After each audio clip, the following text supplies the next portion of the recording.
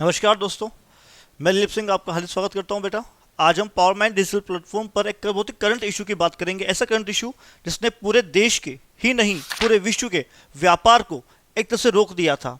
एक वो मुद्दा जिससे पूरा आर्थिक मंच एक तरह से कहें धराशायी होने वाला था। जी हाँ, आज हम बात करेंगे स्वेज नहर में लगे जाम की।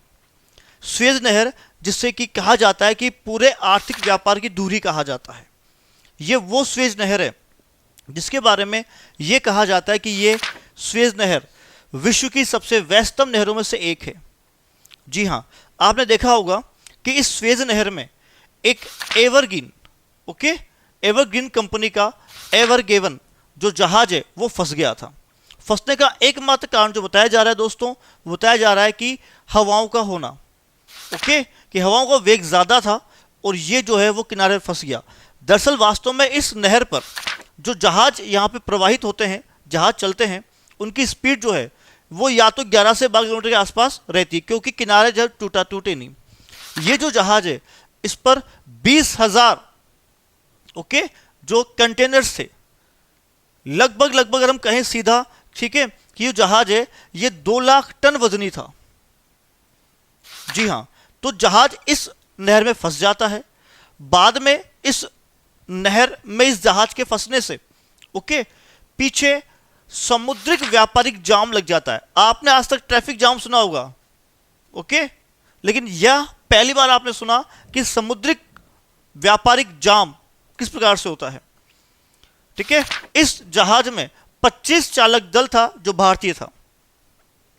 फिलहाल इस जाम को निकाल लिया गया है। और वो सफल हुआ एक छोटी छोटी नावों से।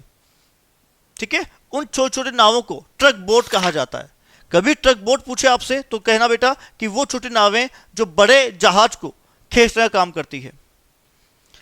तो अब देखते हैं, जानते हैं इतिहास के बारे में, इस नहर के बारे में, किस नहर का क्या उपयोग है, व्यापार के लिए क्या उपयोग है, इसका इतिहास क्या है। देखिए, पूर्व में क्या होता था, जब स्वेज नहर नहीं बनी थी तो जो आपके अटलांटिक ओशन है, अंध महासागर है, इससे यदि आप हिंद महासागर की ओर आएंगे तो आपको इस अफ्रीका के दक्षिण से होके, यानी कि जो केप ऑफ गुड होप है, ये केप ऑफ गुड होप है, यहां से होके आपको कहां आना पड़ता था, आपको हिंद महासागर में आना पड़ता था। इसे उत्तम आशांतरिक मार्ग भी कहा जाता है। तो लगभग 2 से 3 सप्ताह का समय ज्यादा लगता था।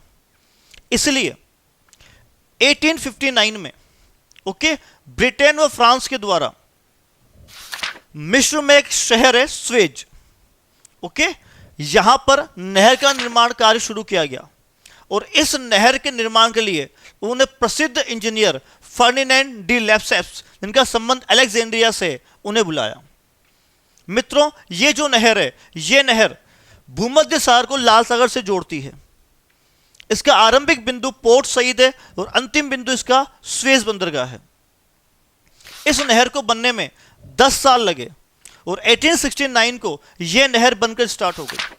आज पूरे विश्व का 20% समुद्रिक व्यापार इसी नहर से होता है। ध्यान रखें, यह विश्व की सबसे व्यस्तम नहरों में से एक है। पहले इस पर ब्रिटेन और फ्रांस का कब्जा था, लेकिन 1956 में, ध्यान रखें, 1956 में गमाल अब्दुल नासिर के द्वारा इसका राष्ट्रीयकरण कर दिया गया और अब ये मिस्र के कंट्रोल में है। तो ये बेटा देश की या विश्व की सबसे व्यस्तम नहरों से एक, जो कि इंडिया के परिप्रेक्ष्य में काफी इंपॉर्टेंट है, क्योंकि यदि हम अमेरिका यूरोप से व्यापार करते हैं तो स्वेज नहर जो है ये विश्व परिदृश्य पर एक अभूतपूर्व पहल साबित हुई है। इस जाम ने पूरे विश्व को हिलासा रख दिया था और लगभग कई महीनों तक इसका असर आपको अंतर्राष्ट्रीय व्यापार पर देखने को मिलेगा। तो ये थी आपके लिए एक अभूतपूर्व जानकारी। बस ध्यान रखें, अगर आपको पसंद आया हो तो प्लीज हमारे चैनल को लाइक और सब्सक्राइब करें। Thank you so much.